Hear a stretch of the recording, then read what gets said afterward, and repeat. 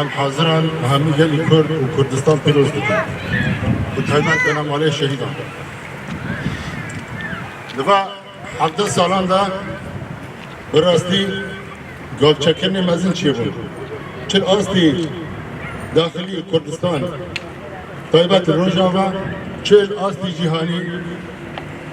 وکو سیاسی و دیپلماسی ام با گاو چکرنی اشکالن سنور مزن لگلی کرد همو پیروز دکن قرآن زبا دبن قربانی مزن و گاو چکرنی مزن بن هزی مهانت یعنی پیلوان وصل نورانش کناندن و گلی کرد جهان ده سینور دنابانی کردستان ده نایشت و روژاوا جهان ده بیا قناق برزون بلند براستی گلک سینور مزن هات نشکناندن و کرد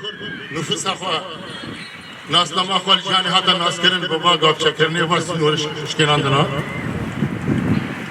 پێدا وەک هێزێکی پێشەنگ لە 17 ساڵی ڕابردوودا نمونەیەکی جوانی لە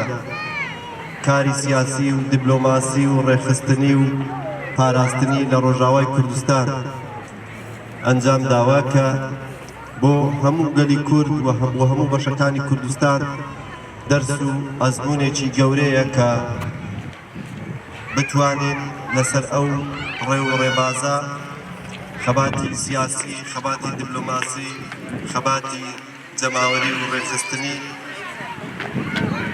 زیاتر پەرە پێ بدەین. وەک ئەمڕۆ لەو بارودۆخەی ئێستا کە گەلی کورد تێیدایەتی لە هەر کات زیاتر پێویستمان بەو ئەزموون و پێویستمان بەو خەبات و تێکۆشانە هەیە کە بارودۆخەکە ئەوە لە هەموو هێزە سیاسیەکانی هەموو بەشەکانی کوردستان دەخوازێت کە یەک ڕێزی خۆیان یەکێتی نەتەوەیی لە نێوان هەموو هێزە سیاسیەکان و گەلانی ناوچەکە دروست ببێ و لەو ئاستەشدا هەواڵانی ئێمە لە ڕۆژاوای کوردستان ڕۆڵێکی بێ تەقسیریان هەبووە و پێشەنگایەتیەکی باشیان کردووە.